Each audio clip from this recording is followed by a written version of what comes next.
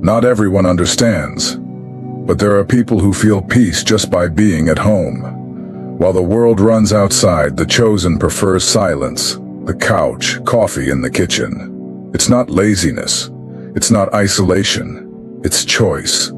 A choice made by the soul that asks for rest, clarity, and presence. Perhaps you have heard criticism for this. People saying that you close yourself off too much, that you should go out more, mingle more. But deep down you feel, nothing out there fills you like the calm of being in your own corner. And that's not a problem. That's part of your calling. The home becomes a temple. There you breathe, you find yourself, you listen to yourself. It's where your energy reorganizes itself. It's in the home that you feel whole, without needing to mold yourself to others. It's there that you reconnect with what is true, effortlessly, without noise, without masks. In this content, you will discover 6 truths about people like you. People who carry a different sensitivity and find in the home their refuge. If any of these truths touch your heart, breathe easy. You are not alone. You are just learning to respect your rhythm. Go ahead and subscribe to the channel. Turn on notifications so you don't miss anything. Home as a source of energy. Some people only feel alive when they're out on the street, surrounded by movement, conversations, and stimuli. But the chosen are the opposite of that. They recharge in silence, in their favorite corner of the house, in the scent of fresh coffee. Home for them isn't just where they live. It's where they become whole again after giving themselves to the world. The day may have been intense, full of interactions and responsibilities. But just crossing the door of the house makes something inside change. The body relaxes. The mind slows down. The soul breathes. The home has this power. It's like it silently says, "Here, you don't need to protect yourself. Here, you can rest." This rest isn't just physical. It's emotional, spiritual, energetic. It's the kind of pause that no holiday offers. Because at home, the chosen finds more than a space. They find a state of presence. A place where they don't have to pretend, force a smile, or handle everything. They can simply be without needing to explain. Each room has its value. The bedroom welcomes fatigue. The living room receives thoughts. The kitchen nourishes more than the body. Even the silence of objects conveys security. Nothing asks, everything welcomes. It's in this environment that the chosen recharges their deepest strengths. And often, this is what allows them to go on. Many don't understand this preference. They confuse it with laziness or isolation. They say it's a lack of social life, of zest for living. But that's not it. The chosen knows that true life pulses inside. And the home is the only place where that life can be heard, respected, and nourished. While some rest in noise, the chosen rest in silence. The silence of the house isn't empty. It's full of healing. There are no external pressures, no comparisons, no pressure to be what one isn't. There is only space to be whole. And that is precious for those who feel everything more intensely. The world demands a strong version of us all the time. But the chosen knows that this strength needs to be restored somewhere. And there is no better place than one's own home. There, strength isn't forced. It rebuilds itself slowly, between one breath and another, between a soft prayer and a deep thought. The home is like a cocoon. It isn't imprisonment, it's shelter. It's in it that the chosen reconnects with their own essence, remembers what matters, steps away from the world's noise and moves closer to their own truth. This process doesn't happen grandly. It happens in small but deep details. Perhaps it's the soft morning light entering the window, or the silence of the early hours when everyone sleeps. Perhaps it's the aroma of your own tea, or the sound of your own breathing. Simple things, but they have the power to calm a heart that feels too much, thinks too much, exists with more intensity. This type of energy isn't found anywhere. That's why the home becomes so sacred. In it, there's no need for defenses. The chosen can switch off the survival mode and simply exist. They can take off the armor the world demands and wear their own skin without fear. When the world tires, the home heals. When everything seems out of place, it's in the home that the chosen regains the center. There, they remember that they don't need to be strong all the time. They can also withdraw, cry, breathe, rethink. And all of that is part of the path for someone separated for something greater. The home is where the invisible becomes visible, where the soul listens to itself clearly, where the presence of God is felt in the simple things, in the sound of silence, in the breeze brushing the window, in the coziness of a blanket. It is in the home that the spiritual blends with the daily life and gives everything meaning. And if someone asks why you prefer to stay at home, it's okay not to know how to explain in words. Some things only the heart understands. And it's fine if this is your place of healing. Not everyone needs to understand. The important thing is that you know this refuge has value, and that it is necessary. The house isn't a hideout. It's the place where you prepare, where you return to yourself, where you truly hear yourself. And if that makes sense to you, then that's enough. You don't need to justify your silence. The home, for the chosen, is the answer. Sensitivity to the world. Some people live on autopilot. They pass through crowded places, face loud noises and long conversations as if it were nothing. Yet the chosen cannot. They feel everything. They perceive more than what is being said, absorb what wasn't spoken, and wear themselves out with things others don't even notice. Living in this world requires extra energy. This sensitivity isn't fuss. It's a heightened type of perception. Loud sounds bother more than they should. The bustle of a crowded place can generate physical fatigue. A heavy environment affects mood, even if no one has said anything. The chosen feels before understanding, and that requires care. That's why the home becomes so important. It serves as a filter. There, the chosen can choose what enters. They can control light, sound, smells, voices. They can build an environment where they don't need to protect themselves all the time. It is in the home that they can breathe without fear of being invaded. Social environments, as necessary as they may be, often drain the energy of the chosen. Not because they hate people, but because they absorb everything around them. A poorly chosen word can echo for days. A crossed glance can upset the inner peace. The world for them is too strong. This intensity makes them withdraw more than usual. It is a way of preserving themselves. Staying at home in this case isn't escape. It's emotional intelligence. They know they cannot be everywhere all the time. They know they need silence to recompose themselves. And respecting that is wisdom. The chosen have a kind of emotional radar.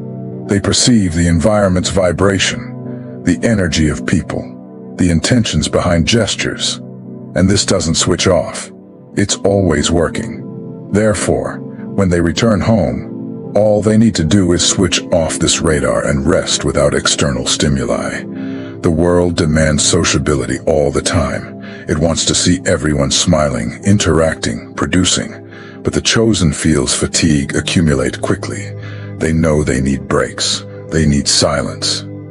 The mind cries out for time away from voices, honks, cell phones, and pressures. And only the home offers that. The home becomes the only place where the chosen can lower their guard. They don't need to be alert to the emotional climate, the expressions, the conversations. They can simply exist. And that, for someone who feels everything all the time, is a relief, a gift, a real rest, which the world rarely offers. While many distract themselves to survive, the chosen feels to understand. They do not ignore emotions. They observe them, process them, and learn from them. But this process is only possible if they have a safe space to exist. A space that doesn't demand so much. And that space is the home. The home also serves as spiritual protection. External environments carry energies that accumulate in the body. A whole day out can leave the chosen exhausted, but a bath, a soft light, a silent prayer, and the house environment begins to purify everything. The soul returns to center. Peace returns. This sensitivity is a gift, not a defect. But like any gift, it needs care. And taking care of this sensitivity means respecting its limits. It means not forcing oneself to be where one does not feel comfortable. It means not forcing oneself to sustain conversations that drain. It means knowing how to say no when everything in you cries for retreat. Therefore, those who are sensitive tend to avoid long visits, loud parties, crowded places, not out of arrogance, but out of care. The body feels, the soul warns, and the home becomes the shelter that balances everything again. There, time flows differently. There, the heart finds peace. And that peace is sacred. Sensitivity also reveals the invisible. The chosen feels when an environment is charged. They know when a presence is out of tune. They sense when something that seems normal is actually wrong. This sixth sense isn't explainable, but it's real. And trusting that intuition is part of the path. Those who are like this need to permit themselves to rest. One cannot live in constant alert.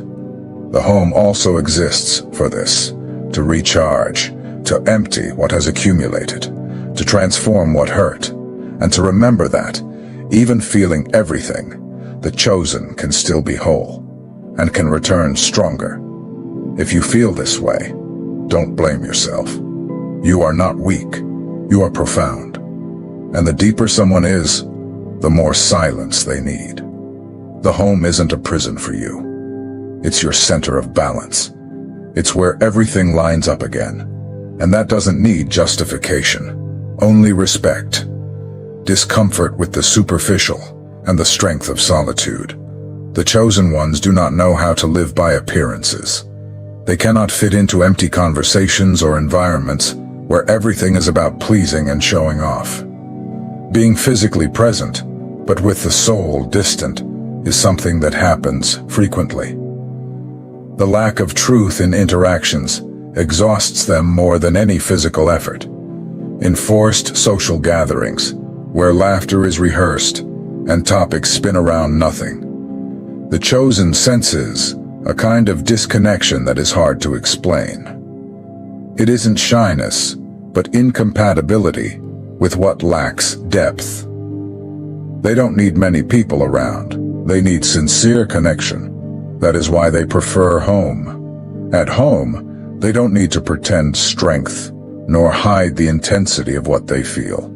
They don't need to force smiles, nor endure conversations that do not touch the soul.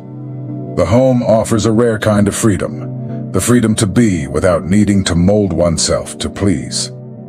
Inside the house, silence has value. It doesn't bother. On the contrary, it welcomes. In this silence, the chosen dives into themselves, reflects, listens to themselves, prays in silence. The absence of external noise reveals a stronger inner presence. He doesn't feel loneliness for being alone. He feels clarity for being with himself. The home becomes this safe space where there is no need for representation, no demands of performance, no pressure to fit into standards. It is the only environment where the chosen can exist in peace, and that peace is worth more than any crowd. It is there that he recharges, heals, strengthens himself. Many confuse this with arrogance or anti-sociality. But the truth is that the chosen simply cannot stand the superficial. They are intense by nature. They need meaningful conversations, true presences, edifying encounters. Without that, they feel something is lost, and they don't want to waste time with what adds nothing. Solitude for them is not absence. It is encounter. An encounter with God, with the own soul, with the purpose that is being revealed little by little. While the world runs to fill itself with anything, the chosen walks slowly, listening to something that is not heard with the ears, but with the spirit. It is in this solitary silence that the answers they sought arise. Ideas, decisions, healing, direction. All of this blossoms when the mind calms and the heart opens. Solitude becomes a sacred school where there are no distractions, only learning. And the learning there is deep, real, permanent. At home, this solitude gains even more strength, because the environment is shaped for it. It is as if the place itself knows the mission. The walls protect, the objects welcome. The absence of noise becomes a melody of peace. Each detail of the space cooperates, so that the chosen returns to the center. The process of inner growth requires these moments. Those who live in constant noise cannot listen to their own soul, and that is why the chosen values their own company so much.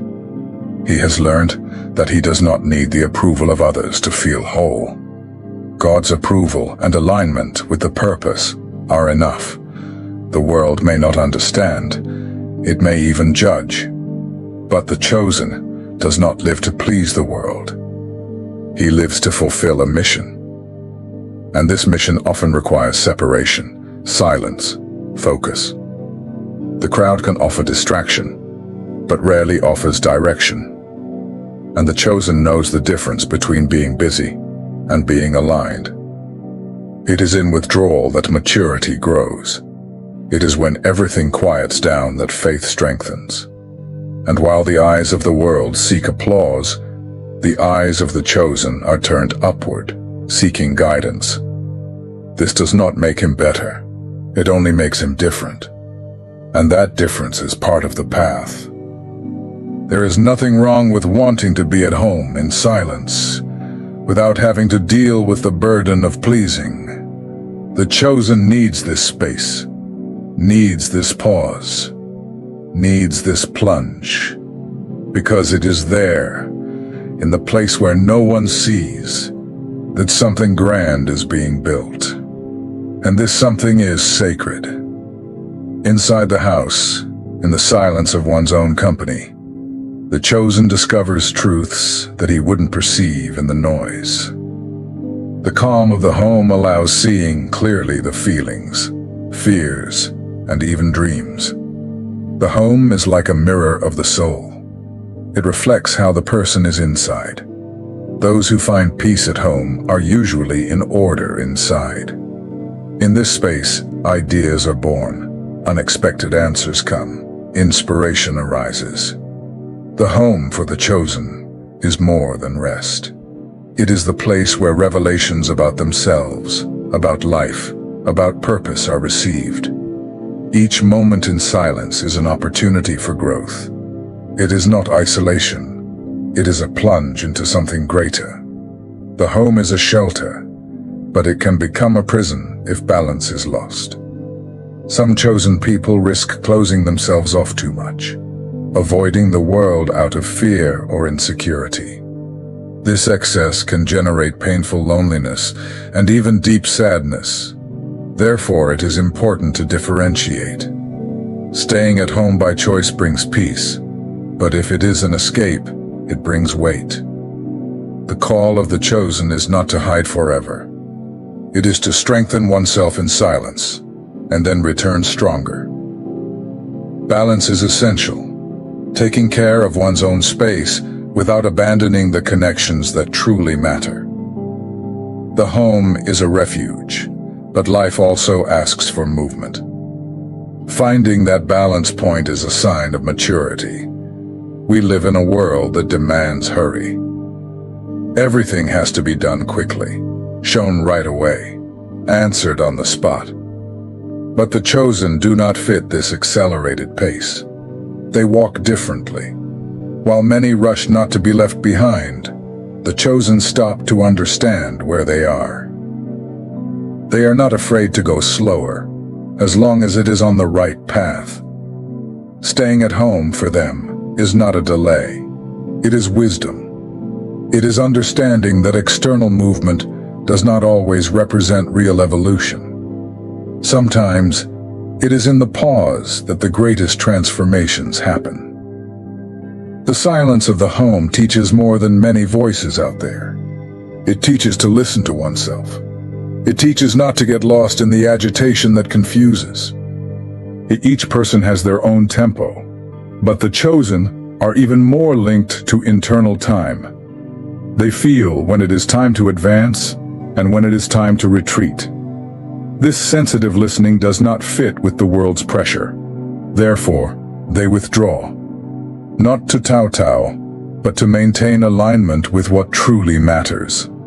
At home, they find this rhythm. They do not need to keep up with anyone. They can slow down without guilt. They can breathe without rushing. They can exist in the time the soul needs. And that, in the eyes of the world, may seem slow. But for someone on a mission, this rhythm is protection. It is what prevents detours and unnecessary wear. The world calls this procrastination, but for the chosen, it is preparation. It is the time to gestate ideas, heal wounds, adjust the heart. And when they finally decide to act, they do so with more clarity, more strength, and more purpose. Because they did not act on impulse. They acted with conviction. And that changes everything. Often, this difference in rhythm creates conflicts. People ask, "Why didn't you show up?" Or, "Why haven't you answered yet?" But the chosen doesn't live by urgency. He lives by presence. And true presence requires a pause. It requires silence. It requires conscious choices that do not follow the world's clock. There is a kind of wisdom in respecting your own tempo. It's like a dance with one's own soul. When you try to follow others' rhythm, you lose inner harmony. But when you follow your own rhythm, even if slower, everything flows with more ease. The home allows this dance to happen without interruptions. This slower tempo allows perceiving the invisible. While the world runs past things, the chosen observes. He feels, analyzes, reflects. And this sensitivity needs space. It needs an environment that does not shout. That is why he values the silence of the house so much. There he hears what life is trying to say. The journey of the chosen is not made of many steps. It is made of right steps.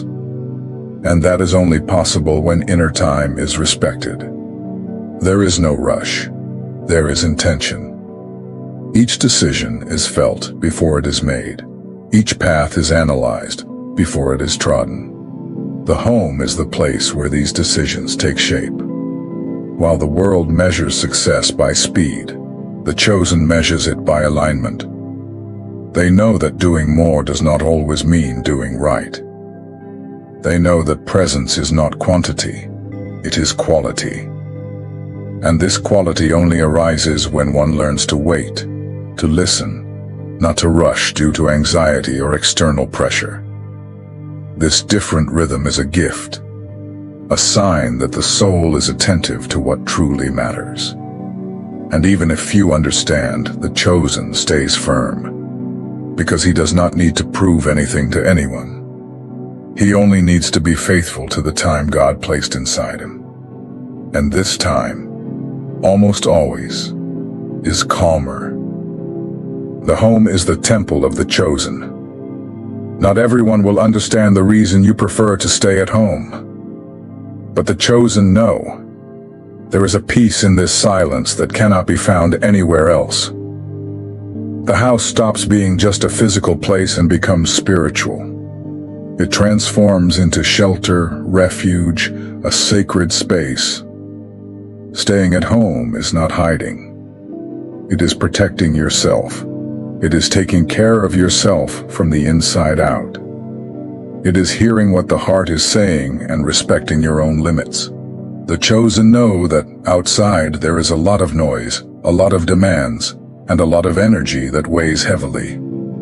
But inside the home, there is reconnection, rest, and clarity. While the world shouts for you to always be present, producing, answering, rushing, the chosen learn the value of pausing. And when they choose to stay at home, they are saying yes to what really matters. Peace, the soul, intimacy with God. They are choosing to stay firm on a path that cannot be seen with the eyes, but felt within. The home is the temple where faith strengthens in silence, where purpose is polished without applause, where the heart finds the ideal space to grow, heal, and align with something greater. It is not weakness to prefer staying at home. It is spiritual strength. It is maturity. It is self-love in the form of a choice. Perhaps you have felt different for not liking bustle, for avoiding certain environments, or for preferring seclusion. But now you know. This is not isolation. It is sensitivity. It is perception. It is your spirit recognizing where it can blossom in peace. And it is okay if your rhythm isn't the same as others. Each chosen person has a unique way of living their process. For many, this process happens within the home itself. It is there that answers arise. It is there that the soul speaks louder. And the more you honor this space, the more aligned you become with what God is building inside you. Leave your experience in the comments.